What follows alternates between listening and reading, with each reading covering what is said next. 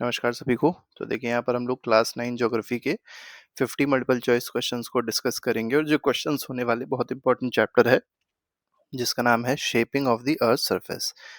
तो अगर आप सीबीएसई बोर्ड या स्टेट बोर्ड या कॉम्पिटिटिव एग्जाम की तैयारी कर रहे हैं तो उसके लिए बहुत इंपॉर्टेंट क्वेश्चंस होंगे। तो चलिए स्टार्ट करते हैं, देखते हैं फर्स्ट क्वेश्चन में क्या कहा गया है। तो फर्स्ट क्वेश्चन पे आते हैं। इसमें कहा गया who propose the continental drift theory. तो देखिए कॉन्टिनेंटल ड्रिफ्ट थ्योरी क्या थी कि जो कॉन्टिनेंट्स थे वो एक दूसरे से ड्रिफ्ट हुए हैं। जो आज आप देखते हैं अलग अलग कॉन्टिनेंट्स, तो पहले एक ही कॉन्टिनेंट था जिसका नाम था पेंजिया।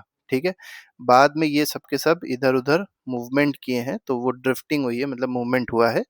ये थ्योरी जो है 1912 में दी गई थी। किसने दी थी? एल्फ्रेड वेगनर ने दी थी। तो यहाँ पर ए ऑप्शन बिल्कुल ठीक है। क्वेश्चन नंबर सेकंड कह रहा है according to plate tectonics the lithosphere is divided into. देखिए प्लेट टेक्टोनिक थ्योरी के हिसाब से जो लिथोस्फीयर है वो किस में डिवाइडेड है। तो लिथोस्फीयर का मतलब आप समझ सकते हैं कि ये जो पोर्शन देखिए दिया गया है, बना भी दिया हमने, इसी को लिथोस्फीयर कहा गया है। तो अगर ध्यान से कहेंगे तो इसमें क्रस्ट और अपर मोस्ट सॉलिड मेंटल जो है वो दो चीजें आती हैं। लिथोस्फीयर में दो चीजें आएंगी, पहला तो क्रस्ट आ जाएगा, ठीक है, और साथ ही साथ जो अपर मेंटल आता है वो भी आ जाएगा। ठीक है, तो ये दोनों चीजें किस में होती हैं? लिथोस्फीयर में आती हैं। तो इसमें पूछा गया था किस में डिवाइड है, तो ये टेक्टोनिक प्लेट्स में डिवाइड है। ठीक है, तो अलग अलग टेक्टोनिक प्लेट्स आप देखेंगे कि ये प्रेजेंट होती हैं अर्थ के सरफेस पे, मतलब अर्थ पे। आगे बढ़ते हैं। Question number third, the new oceanic crust is mainly formed at. अब देखिए जो नई ओशनिक क्रस्ट बनती है, ओशनिक क्रस्ट हमेशा डाइवर्जेंस, जब प्लेट डाइवर्ज करती है, एक प्लेट उधर जा रही है दूसरी प्लेट इधर की ओर जा रही है, तो यहाँ पर आप देखेंगे स्पेस हो जाता है। तो जब लावा, मतलब जो मोल्टेन लावा ऊपर की ओर आता है या मैग्मा ऊपर की ओर आता है तो यहाँ पर आके सॉलिडिफाई हो जाता है। ठीक है, तो ये कहलाता है मिड ओशनिक रिज। तो ओशन के बीच में रिज टाइप का है, वहीं पर नई क्रस्ट का फॉर्मेशन होता है। फोर्थ क्वेश्चन कह रहा है the movement of tectonic plate is mainly driven by. अब जो टेक्टोनिक प्लेट्स जो है ये मूव कर रही हैं, किसकी वजह से मूव कर रही हैं? विंड एक्शन की वजह से बिल्कुल नहीं मूव कर सकती हैं, ओशन करंट से भी नहीं मूव करती है। कन्वेंशन करंट होता है, और मेनली जो मैग्मा है, गर्म मैग्मा होगा तो ये ऊपर आएगा, फिर वो लेफ्ट की ओर आ रहा है ऐसे करके, फिर वो नीचे की ओर जा रहा है, जब ठंडा हो जाएगा तो नीचे चला आता है। तो ये पूरा देखिए एक साइकिल बन रही है, इसको मैग्मा साइकिल या कन्वेंशन साइकिल कहते हैं, और इसी से ही क्या होता है कि मूवमेंट होता है। जो लिथोस्फेरिक प्लेट्स हैं, या इसको कह सकते हैं कि जो टेक्टोनिक प्लेट्स हैं, इनमें मूवमेंट इसी वजह से होता है। फिफ्थ क्वेश्चन कह रहा है पैंजिया रिफर्स टू। तो देखिए पहले सारे के सारे कॉन्टिनेंट जो थे वो एक ही में जुड़े हुए थे, और इस पूरे कॉन्टिनेंट को क्या कहते थे? पैंजिया कहते थे। तो एंशियंट ओशन बिल्कुल गलत है, माउंटेन चेन भी गलत है, single super continent is the correct answer. तो ये सिंगल सुपर कॉन्टिनेंट कहलाता है। ठीक है, आगे बढ़ते हैं। क्वेश्चन नंबर सिक्स देखेंगे। The thickest layer of earth. तो अर्थ की जो सबसे थिक लेयर है वो कौन सी लेयर है? सबसे पहले देख लीजिए लिथोस्फेयर है। मतलब सबसे पहले अगर आप देखेंगे मेनली तीन लेयर होती हैं इसमें, तो क्रस्ट होता है, ठीक है, मेंटल होता है, और लास्ट में क्या होता है? कोर होता है। ठीक है, क्रस्ट में अपर क्रस्ट और वो आउटर क्रस्ट और इनर क्रस्ट, या अपर और लोअर क्रस्ट कह सकते हैं। मेंटल में आउटर मेंटल और इनर मेंटल। इसी तरीके से कोर में आउटर कोर और इनर कोर हो जाएगा। ठीक है, तो सबसे जो थिक लेयर है, मतलब जिसकी सबसे ज्यादा विड्थ है, वो कौन सी लेयर होती है? तो वो देखिए मेंटल। अगर आप देखेंगे तो मेंटल जो है यहाँ से देखिए स्टार्ट हो गई है और यहाँ तक आ रही है। कितनी है ये? 2900 किलोमीटर तक होती है। मतलब ये इसकी विड्थ अगर आप देखेंगे तो बहुत ही ज्यादा है, अप्रोक्सीमेट 2800 किलोमीटर की इसकी विड्थ होती है। ठीक है, तो ये सबसे ज्यादा विड्थ होती है इसी की, तो mental will be the correct answer. Crust नहीं है, इनर कोर भी नहीं है, लिथोस्फेयर भी नहीं है, सभी गलत हैं इसमें। आगे बढ़ते हैं, अगले क्वेश्चन पे आते हैं। Question number 7। The earth outer core is mainly composed of. देखिए अर्थ का जो आउटर कोर है वो किसका बना हुआ है, ये आपको यहाँ पर बताना है। तो देखिए आउटर कोर और इनर कोर, इसमें दोनों में ही अगर देखा जाए तो सबसे ज्यादा जो चीज होती है वो नीफे होता है, NiFe होता है। लेकिन बात आती है कौन सा नीफे रहेगा। ठीक है, तो ये सबसे इंपॉर्टेंट है जानना। लिक्विड आयरन और निकल रहता है यहाँ पर। ठीक है, तो यहाँ पर लिक्विड आयरन और निकल रहता है। सॉलिड आयरन और निकल कहाँ रहेगा? तो ये इनर कोर में रहेगा। आगे बढ़ते हैं। Question number 8, the inner most layer of the earth is. देखिए सबसे आउटर मोस्ट लेयर अगर आपसे पूछा जाए तो क्या हो जाएगी? आउटर क्रस्ट हो जाएगी, ठीक है। लेकिन इनर मोस्ट लेयर अगर पूछी जाएगी, मतलब ये वाली लेयर पूछना चाह रहा है, तो ये कौन सी लेयर होती है, तो ये इनर कोर कहलाती है, ठीक है। तो ये क्या है, इनर कोर है। तो inner core is the correct answer, that is option number D. Average thickness of mental is about, देखिए एवरेज थिकनेस पूछी गई है। मेंटल की जो एवरेज थिकनेस होती है अप्रोक्सीमेटली 2900 किलोमीटर की होती है, ठीक। आगे बढ़ते हैं। अब देखिए अप्रोक्सीमेट पूछा गया था, इसीलिए अप्रोक्सीमेट वैल्यू बताइए। Breaking off rocks into smaller pieces without movement is called. तो मूवमेंट नहीं हो रहा है, अपनी जगह पे ही रॉक का ब्रेक डाउन हो गया, बड़ा रॉक छोटे रॉक में टूट गया, ठीक है। तो इसको इरोजन नहीं कहेंगे, ट्रांसपोर्टेशन भी नहीं कहेंगे, इसको वेदरिंग कहा जाएगा। अगर मूवमेंट के साथ ब्रेक डाउन हो रहा होता तो वो इरोजन कहलाता, ठीक है। क्वेश्चन नंबर 11 कह रहा है expansion and contraction of rocks due to temperature changes cause. देखिए रॉक है, रॉक में लगातार एक्सपेंशन और कॉन्ट्रैक्शन होगा, तो इससे क्रैक डेवलप होगा और अल्टीमेटली क्या हो जाएगा, जो रॉक है वो टूट जाएगा। तो ये कैसी वेदरिंग कहलाएगी, फिजिकल वेदरिंग कहलाती है। आगे बढ़ते हैं, अगला क्वेश्चन देखेंगे, question number 12। The Frost action is associated with. तो देखिए फ्रॉस्ट एक्शन है यहाँ पर, ये जो आप डायग्राम देख पा रहे हैं फ्रॉस्ट एक्शन इसी पे होता है। अब इसमें होता क्या है, फ्रॉस्ट आएगा, पड़ेगा, ठंडा होगा, फिर उसके अंदर गर्मी आएगी, मतलब यहाँ पर भी एक्सपेंशन और कॉन्ट्रैक्शन होगा रॉक का, और रॉक जो है वो टूट जाएगा। तो ये विंड इरोजन नहीं कहलाएगा, फ्रीजिंग एंड थॉइंग ऑफ वाटर की वजह से फ्रॉस्ट एक्शन देखने को मिलेगा, ठीक है। तो यहाँ पर फ्रॉस्ट एक्शन हुआ है। आगे बढ़ते हैं, formation of caves and sinkhole is mainly due to. देखिए यहाँ पर पूछा गया है जो केव और सिंक होल का फॉर्मेशन होता है, ये किस वजह से फॉर्मेशन होता है, ये आपको यहाँ पर बताना है, ठीक है। तो केव और सिंक होल जो है, देखिए पहले यहाँ पर देख लीजिए कि केव, ये देखिए ये जो पोर्शन बन रहा है ना, ये केव का पोर्शन बन रहा है, ठीक है, ये केव बन गया। सिंक होल देखेंगे तो यहाँ देखिए सिंक होल टाइप का बन रहा है, ये जो पूरी स्पेस है सिंक होल बन गया, ठीक। किसकी वजह से बनता है ये बताना है आपको। तो ये केमिकल वेदरिंग की वजह से बनता है, ठीक है। और ये मेनली कहाँ देखने को मिलेगा, वहां देखने को मिलता है जहाँ कैल्शियम कार्बोनेट की रॉक्स होती हैं, ठीक है, उस जगह पे मेनली देखने को मिलता है। 14 क्वेश्चन पे आते हैं, roots of plant breaking rocks represent.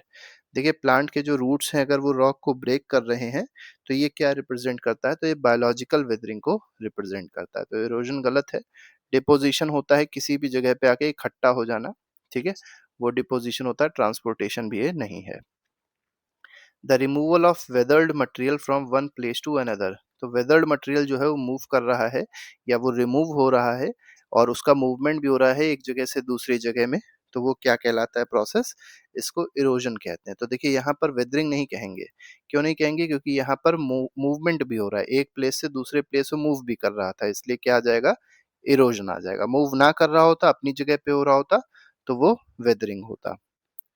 Which factor does not significantly affect erosion. तो इरोजन किसकी वजह से नहीं होता है, तो रेनफॉल की वजह से बिल्कुल होगा, टेम्परेचर की वजह से भी होता है, क्योंकि आपको पता है टेम्परेचर बढ़ता है टेम्परेचर घटता है तो एक्सपेंशन और कॉन्ट्रैक्शन होगा रॉक्स में, और रॉक पहले क्रैक करेंगे, उसके अंदर पानी भरेगा, फिर पानी में भी वही सेम चीज अट्रैक्शन कॉन्ट्रैक्शन और एक्सपेंशन होगा, अल्टीमेटली रॉक जो है वो छोटे पार्ट में टूट जाएगा। सॉइल के टाइप पे भी डिपेंड करता है, बिल्कुल सही है, अर्थ के रोटेशन पे नहीं डिपेंड करता है, ठीक है। तो इरोजन जो है अर्थ के रोटेशन पे उसका कोई इफेक्ट नहीं होता है। 17 क्वेश्चन आइए, rapid downward movement of dry soil and rock pieces is called. तो देखिए ड्राई सॉइल और रॉक पीसेस अगर बहुत तेजी से नीचे की ओर आते हैं, ये मेनली माउंटेनियस रीजन्स में आप देखेंगे ऐसा होता है, इसको क्या कहता है, इसको लैंडस्लाइड कहा जाता है, ठीक है। Movement of water saturated clay and silt down a gentle slope. तो एक जेंटल स्लोप है, मतलब जेंटल स्लोप टाइप की है, बहुत खतरनाक वाली स्लोप नहीं है, तो वहां से वाटर सेचुरेटेड क्ले और सिल्ट अगर नीचे की ओर आ रहे होते हैं, तो इसको क्या कहते हैं, इसको अर्थ फ्लो कहते हैं, ठीक है। तो यहाँ पर बी ऑप्शन बिल्कुल ठीक है। Which is not an agent of denudation. तो डेन्यूडेशन किसकी वजह से नहीं होगा, डेन्यूडेशन एक तरीके का इरोजन टाइप का ही है, तो डेन्यूडेशन मतलब जो पूछा गया आपसे कि एजेंट ऑफ डेन्यूडेशन इनमें से कौन सा नहीं है, तो रिवर की वजह से बिल्कुल होगा, ग्लेशियर की वजह से भी होगा, विंड की वजह से भी होगा, एटमॉस्फेयर की वजह से डेन्यूडेशन नहीं होता है। तो क्वेश्चन नंबर 20th पे आते हैं। 20th क्वेश्चन देखिए क्या कह रहा है, the U shaped valley are mainly form by, तो देखिए यहाँ पर यू शेप्ड वैली आप देख सकते हैं, पूरी पूरी यू शेप्ड वैली है। इसका फॉर्मेशन किसकी वजह से होता है? तो ग्लेशियर्स जो होते हैं वो जब रब करते हैं, ठीक है, उसकी वजह से ही यू शेप्ड वैली का फॉर्मेशन होगा। क्वेश्चन नंबर 21 पे आते हैं। सी वेव्स मेनली कॉजेस, तो सी वेव्स की वजह से जो कॉज होगा, जो चीजें बनेंगी वो क्या होंगी? फोल्डिंग सी वेव्स की वजह से नहीं बनता है, वोल्केनिज्म भी सी वेव्स की वजह से नहीं आएगा, फॉल्टिंग भी नहीं आएगी, लेकिन इरोजन हो गया, ट्रांसपोर्टेशन हो गया, डिपोजिशन हो गया सेडिमेंट्स का, वो सी वेव्स की वजह से जरूर होगा।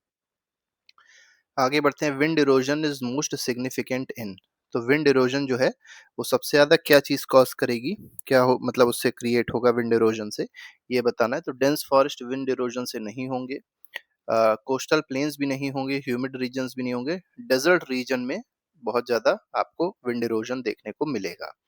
और विंड इरोजन से डेजर्ट्स बन भी जाते हैं, क्योंकि बहुत ज्यादा जब इरोजन होगा तो टॉप सॉइल चली जाएगी, और टॉप सॉइल सबसे ज्यादा फर्टाइल होती है। जब टॉप सॉइल चली गई, फर्टाइल सॉइल ही चली गई, तो वहां पर कोई पेड़ पौधा नहीं उगेगा और वो रीजन क्या हो जाएगा? डेजर्टेड रीजन हो जाएगा। 23 कह रहा था upper course of river is characterized by, तो अपर कोर्स मतलब ये होता है जहां से रिवर बहना स्टार्ट हुई है, बहुत हाइट से स्टार्ट होती है, तो वहां पर क्या क्या चीजें देखने को मिलेंगी ये बताना है। डेल्टा फॉर्मेशन बिल्कुल लोअर कोर्स में देखने को मिलता है, मियांडर्स अगर आप देखेंगे तो मिडिल में देखने को मिलता है, फ्लड प्लेन्स भी मिडिल में देखने को मिलेंगे, vertical erosion is the correct answer. आगे बढ़ते हैं। A narrow valley with steep sides form by a river is called, देखिए रिवर्स जब ऊपर से निकलती है अपने हायर कोर्स से या अपर कोर्स से, तो मतलब जो भी पहाड़ वहाड़ होते हैं उसको काटते हुए निकलती है, ठीक है, तो वो जो काटते हुए निकलती है पहाड़ों को क्या बनाती है? तो वो गॉर्ज बनाती है, मतलब वी शेप्ड वैली बनाती है, इसको वी शेप्ड वैलीज कहते हैं, ठीक है। तो वी शेप्ड वैली क्या कहलाती है? गॉर्ज कहलाती है, ठीक है। आगे बढ़ते हैं। Question number 25, rapids and waterfalls are commonly found in, तो रैपिड्स और वाटरफॉल जो हैं ये कहाँ पर आपको देखने को मिलेंगे? तो ये भी अपर कोर्स में ही देखने को मिलते हैं, क्योंकि जो वाटरफॉल है बहुत हाइट से आ रहा होती है जब रिवर, तभी वाटरफॉल का फॉर्मेशन होगा। और यही रिवर जब थोड़ा सा आगे चलती है तो यहाँ पर कुछ पत्थर वत्थर दिखाई पड़ते हैं, जिसकी वजह से इस रिवर में लगातार स्लोप चेंज होता है, तो ये क्या बना देते हैं? रैपिड्स बना देते हैं। हमने डायग्राम इसीलिए लगा दिया यहाँ पे, जिससे थोड़ा सा आपका ज्यादा अच्छे से आपको समझ में आ जाए। क्वेश्चन नंबर 26 कह रहा है large loops form by rivers in plains are called, देखिए प्लेन्स में जब रिवर्स आती हैं तो वो क्या करती हैं? लूप में चलती हैं, सांप की तरह चलती हैं, तो वो जो फॉर्मेशन होता है उस फॉर्मेशन को क्या कहते हैं? मियांडर्स कहते हैं, ठीक है। और यहाँ पर आप देख सकते हैं क्या कई बार क्या होता है, मियांडर्स जब यहाँ चल रहे होते हैं तो साइड में कुछ यहाँ पर एक जगह पे पानी भर जाता है, किसी भी जगह पे, उसको क्या कहते हैं? इसको अगर देखा जाए तो इसको कहते हैं ऑक्सबो लेक कहते हैं, ठीक है। तो ये ऑक्सबो लेक भी याद रखेगा, इसी मियांडर से ही ऑक्सबो लेक का फॉर्मेशन होता है। आगे बढ़ते हैं, अगले क्वेश्चन पे आते हैं। क्वेश्चन नंबर 27 देखेंगे। River become most useful for navigation during, देखिए नेविगेशन के लिए रिवर जो है सबसे ज्यादा यूजफुल कहाँ पर होती है? अपर कोर्स में तो बहुत स्पीड होगी, यहाँ पे नेविगेशन नहीं हो पाएगा, माउंटेन स्टेज बिल्कुल नहीं, तो मिडिल कोर्स में ही नेविगेशन हो पाता है। आगे बढ़ते हैं। क्वेश्चन नंबर 28 देखेंगे। A river deposits most of its sediments in, तो सेडिमेंट्स का डिपोजिशन जब रिवर करती है तो मेनली अपनी लास्ट स्टेज में करेगी, वहां पर डेल्टा का फॉर्मेशन करती है, किसका फॉर्मेशन करती है? डेल्टा का। तो ये लोअर कोर्स में ही देखने को मिलेगा, तो बी ऑप्शन जो है वो बिल्कुल सही है इसमें। Which landform is formed at the mouth of river, तो रिवर के बिल्कुल माउथ पे, मतलब जहाँ पर रिवर जो है वो बिल्कुल एंड हो रही है और वो ओशन से या सी से जाके मिल रही है, तो वहां पर क्या फॉर्म होता है? तो वहां पर डेल्टा का फॉर्मेशन होता है, ठीक है। तो ये देखिए इसी तरीके का डेल्टा होता है कि यहाँ पर बहुत सारे सेडिमेंट्स आ गए, और सेडिमेंट्स आके मतलब सेडिमेंट्स रिवर ले आई और सेडिमेंट्स लाके छोड़ देगी, क्योंकि स्पीड कम होगी, तो फिर अलग अलग देखिए यहाँ पर डिस्ट्रीब्यूटरी बनी जा रही हैं, और ये जो पूरा पैटर्न बन रहा है इसी को क्या कहेंगे? डेल्टा कहेंगे। 30th क्वेश्चन कह रहा है mountain glaciers mainly move through, तो माउंटेन ग्लेशियर जो है इनका मूवमेंट जो है वो किस तरीके से होगा, ठीक है। तो ये वैलीज के थ्रू माउंटेन ग्लेशियर जो है मूव करते हैं, मतलब माउंटेन के जो ग्लेशियर्स होते हैं वो वैलीज के थ्रू ही नीचे आते हैं। आगे बढ़ते हैं, अगले क्वेश्चन पे आते हैं। क्वेश्चन नंबर 31, 31st क्वेश्चन देखिए क्या कह रहा है। Continental glaciers are mainly found in, continental glacier जो है मेनली कहाँ पाए जाएंगे? तो कॉन्टिनेंटल ग्लेशियर्स का मतलब है जैसे आर्कटिक हो गया, अंटार्कटिका हो गया, तो यहाँ पे जो ग्लेशियर पाया जा रहा है वो कॉन्टिनेंटल ग्लेशियर कहलाएगा। तो ये पोलर रीजन्स में ही पाए जाते हैं। Himalayas are the example of, अब हिमालय जो है फोल्ड माउंटेन्स हैं, याद रखिएगा। हिमालयाज हो गए, एंडीज हो गए, ठीक है, एल्प्स हो गए, ठीक है, एटलस हो गए। तो ये सब क्या है, ये सब एक तरीके के फोल्ड माउंटेन्स हैं। ब्लॉक माउंटेन्स अगर आप देखेंगे तो, अगर ब्लॉक माउंटेन देखा है तो ब्लैक फॉरेस्ट जो है, ब्लैक फॉरेस्ट, ठीक है, ये जो है ये फॉरेस्ट नहीं है, ब्लैक माउंटेन कह सकते हैं इसको, जर्मनी का है। ये जो है ये एक तरीके का ब्लॉक माउंटेन है। नेक्स्ट क्वेश्चन पे आते हैं, अगला क्वेश्चन देखेंगे। अगला क्वेश्चन देखिए क्या कह रहा है, क्वेश्चन नंबर 33 है। Rhine valley in Europe is an example of, तो राइन वैली जो यूरोप में है वो एक ब्लॉक माउंटेन का एग्जाम्पल है। ब्लॉक माउंटेन में क्या होता है, एक पूरी सीधी चट्टान होती है, यहाँ से फॉल्टिंग होती है, फॉल्टिंग की वजह से क्या होता है, ये वाली चट्टान जो है, ये वाली चट्टान ऊपर की ओर आ जाएगी, तो ये सब नीचे रह जाएंगी, तो कुछ इस तरीके का बनेगा। तो ये जो है फिर धीरे धीरे करके इसमें डिनुडेशन होता है और ये एक तरीके का माउंटेन का शेप ले लेता है। तो ये माउंटेन कहलाता है हॉर्स्ट, और जो नीचे चीज चली आती है वो ग्रेबन कहलाती है। ठीक है, वैली बना देगी एक तरीके की। आगे बढ़ते हैं, question number 34। Mount Kilimanjaro is, mount Kilimanjaro जो है तंजानिया में है, बात याद रखिएगा, अफ्रीका में है तंजानिया, वहीं पर ये लोकेटेड है। कैसा माउंटेन है ये, तो एक वॉल्केनिक माउंटेन है, वॉल्केनो से फॉर्म हुआ है, वॉल्केनो, वॉल्केनिक इरप्शन से बना है ये, तो इसको एक वॉल्केनिक माउंटेन कहा जाएगा। 35 the Deccan plateau is located in, तो डेक्कन प्लेट्यू आपको पता होगा इंडिया में लोकेटेड है, तो ये क्या आ जाएगा, एशिया कॉन्टिनेंट है, तो यहाँ पर सी ऑप्शन बिल्कुल सही है। ठीक है, आगे बढ़ते हैं, क्वेश्चन नंबर 36। 36 क्वेश्चन देखिए क्या कहा गया, which landform is most suitable for agriculture and dense population. देखिए सबसे ज्यादा एग्रीकल्चर और सबसे ज्यादा डेंस पॉपुलेशन कहाँ पर होगी, तो ये प्लेन्स में होगी, क्योंकि वहां पर रहना आसान है, फर्टाइल सॉइल पाई जाती है। 37 the great northern plain of India was form mainly by, तो ग्रेट नॉर्दर्न प्लेन जो इंडिया की है वो मेनली किस वजह से उसका फॉर्मेशन हुआ है, ये आपको यहाँ पर बताना है। तो लावा डिपॉजिट से नहीं हुआ है, ये मेनली डेक्कन प्लेट्यू जो है ये लावा डिपॉजिट से हुआ है।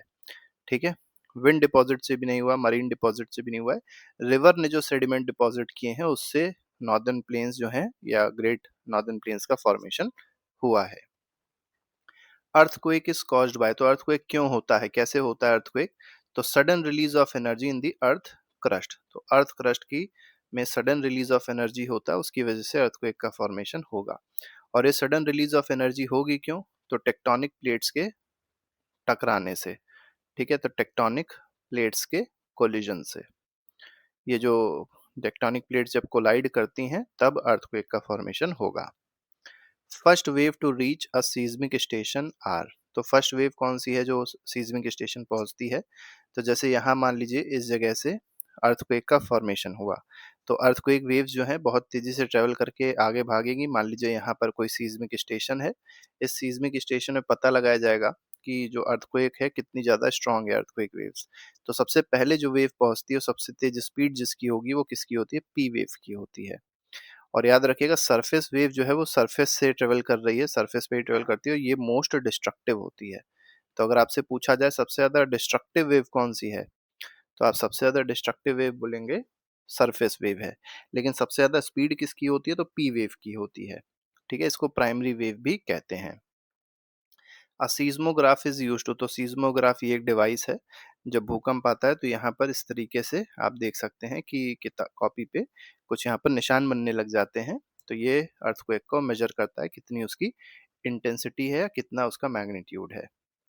आगे बढ़ते हैं, question number 41। Buildings on soft soil are, देखिए सॉफ्ट सॉइल है वहां पर अगर बिल्डिंग बनी है तो ज़्यादा वल्नरेबल होगी डैमेज के लिए, तो सेफर बिल्कुल भी नहीं होगी, अनअफेक्टेड बाय अर्थक्वेक बिल्कुल भी नहीं है, मोर वल्नरेबल टू डैमेज, यहाँ पर सी ऑप्शन बिल्कुल सही है क्वेश्चन नंबर 41 का। 42 देखिए, which is a non structural earthquake mitigation measure, तो मतलब अर्थक्वेक से बचने के लिए इनमें से कौन सा नॉन स्ट्रक्चरल मेथड है, मतलब रीइंफोर्स्ड बिल्डिंग होनी चाहिए, ये तो बात बिल्कुल सही है, रीइंफोर्स्ड बिल्डिंग होना बहुत ज़्यादा ज़रूरी है। डीप फाउंडेशन होने चाहिए, बिल्कुल सही बात है। पब्लिक अवेयरनेस और एजुकेशन जो है ये कोई स्ट्रक्चरल मेथड नहीं है। ठीक है, ये तो एक अवेयरनेस फैलाने का तरीका है, अवेयरनेस फैलाई जाए, एजुकेशन किया जाए, लेकिन स्ट्रक्चर में क्या चेंज किया जाए, जैसे रिटेनिंग वॉल्स लगा दी जाए तो इससे भी अर्थक्वेक के इंटेंसिटी को कम किया जा सकता है, मतलब उसके इफेक्ट्स को कम किया जा सकता है। तो ये स्ट्रक्चरल में तीनों तीनों जो है देखिए बिल्डिंग से रिलेटेड बात हो रही है। तो ये स्ट्रक्चरल है, और जो सी है वो नॉन स्ट्रक्चरल रीजन है, मतलब नॉन स्ट्रक्चरल फैक्ट तरीका है उससे बचने का अर्थक्वेक से। A landslide is downward movement of, तो लैंडस्लाइड में डाउनवर्ड मूवमेंट किसका हो रहा होता है? तो रॉक, अर्थ और डेब्रिस का हो रहा होता है। तो डी ऑप्शन बिल्कुल ठीक है। 44th कह रहा है the most important natural cause of landslide is, तो लैंडस्लाइड का जो सबसे मुख्य कारण है, जो नेचुरल कॉज है, देख सकते हैं यहाँ पे ऐसे करके पूरा पूरा जो सरफेस था, लैंड थी, वही पूरी पूरी नीचे आ गई। तो ये किसकी वजह से हुआ होगा? तो ये हो सकता है कि बहुत तेजी से रेनफॉल हुई हो। रेनफॉल की वजह से आपको पता होगा मिट्टी ढीली हो जाती है, वो नीचे की ओर खिसकती हुई चली आती है। आगे बढ़ते हैं, क्वेश्चन नंबर 45 देखेंगे। रिटेनिंग वॉल हेल्प्स इन, तो रिटेनिंग वॉल जो है वो किस चीज में हेल्प करती है? तो इंक्रीज इरोजन नहीं, स्टॉपिंग स्लोप मूवमेंट, तो स्लोप मूवमेंट को ये क्या कर देती है? रिड्यूस कर देती है, रोक देती है। क्रिएटिंग वैलीज भी गलत है, फॉर्मिंग डेल्टाज भी, डेल्टा का तो यहाँ कोई मतलब है ही नहीं। GLOF स्टैंड्स फॉर, तो मतलब ग्लेशियर जब बहुत तेजी से मूव करने लग जाएगा, एक तरीके से ग्लेशियर, बड़े बड़े ग्लेशियर टूटे और उनके छोटे छोटे पार्ट्स क्या होने लग गए? बहुत तेजी से मूवमेंट करने लग गए। ठीक है, तो वो जो उस तरीके का जो फ्लड है वो GLOF कहलाता है। तो GLOF का मतलब होता है ग्लेशियल लेक आउटबर्स्ट फ्लड, तो यहाँ पर सी ऑप्शन बिल्कुल सही है। Which is not a cause of GLOF, तो GLOF किसकी वजह से नहीं होगा? अर्थक्वेक की वजह से बिल्कुल हो सकता है, हैवी रेनफॉल की वजह से भी हो सकता है, आइस एवलांच की वजह से भी हो सकता है, ओशनिक टाइड का यहाँ कोई काम नहीं है। एंड एवलांचेस, अब देखिए एवलांच क्या होता है? बहुत तेजी से देखिए यहाँ पर बर्फ जमी हुई थी, वही पूरी पूरी नीचे आ गई। ठीक है, तो इसी को क्या कहते हैं? एवलांच कहते हैं। तो sudden rapid flow of snow, ice and rocks down a slope, तो बहुत तेजी से जब स्नो हो गया, आइस हो गया या रॉक्स हो गया, जब स्लोप पे नीचे आते हैं, तो इसको क्या कहा जाता है? एवलांच कहा जाता है। तो ए ऑप्शन बिल्कुल ठीक है। Question number 49th, dust storms are most common in, तो डस्ट स्टॉर्म सबसे ज्यादा कहाँ पर देखने को मिलेंगे? ये आपसे यहाँ पर पूछा गया है। तो ह्यूमिड ट्रॉपिकल रीजन्स में नहीं देखने को मिलेंगे, पोलर रीजन्स में भी नहीं देखने को मिलेंगे, arid and semi arid region में देखने को मिलेंगे। तो सी ऑप्शन बिल्कुल ठीक है। ठीक है, तो जहाँ पर एरिड रीजन होंगे, मतलब जो सूखे क्षेत्र होते हैं, जहाँ पर पेड़ पौधे नहीं होंगे, जहाँ पानी वानी नहीं होगा, वहां पे ही डस्ट स्टॉर्म ज्यादा देखने को मिलते हैं। आज अगर आप देखेंगे, आज के टाइम पे ये जो गंगा का मैदान है वहां पर ज्यादा देखने को मिल रहे हैं। क्यों? क्योंकि बहुत तेजी से डिफॉरेस्टेशन हो रहा है। जैसे जैसे डिफॉरेस्टेशन बढ़ेगा, वैसे वैसे डस्ट स्टॉर्म्स भी बढ़ेंगे। A major human induced cause of dust storm is, तो देखिए डस्ट स्टॉर्म जो है वो ह्यूमन इंड्यूस्ड कॉज जो डस्ट स्टॉर्म का है वो क्या है? वही हमने आपको बताया। एफॉरेस्टेशन से तो डस्ट स्टॉर्म कम होता है, लेकिन अगर डिफॉरेस्टेशन हो रहा है, ओवर ग्रेजिंग हो रही है, तो डस्ट स्टॉर्म बहुत तेजी से बढ़ जाएंगे आना। ये नेचुरल कॉज नहीं है, ह्यूमन इंड्यूस्ड कॉज है ये। क्योंकि डिफॉरेस्टेशन कौन कर रहा है? हम ही लोग कर रहे हैं। ओवर ग्रेजिंग कौन करा रहा है? हम ही लोग करा रहे हैं। ठीक है, तो इस वजह से डस्ट स्टॉर्म जो है वो उन एरियाज में बढ़ते चले जाते हैं। ग्लेशियर फॉर्मेशन भी गलत है, रिवर डिपोजिशन भी यहाँ पर गलत है। तो इस तरीके से 50 एमसीक्यूज थे जो बहुत ज़्यादा इंपॉर्टेंट थे। अगर अच्छे लगे हों क्वेश्चंस और तो ज़रूर वीडियो को लाइक करिएगा, और साथ में ये ज़रूर बताइएगा कि आपको 50 में से कितने क्वेश्चंस पहले से ही आते थे। तो अभी के लिए फिलहाल नहीं, thank you very much, good bye, जय हिंद।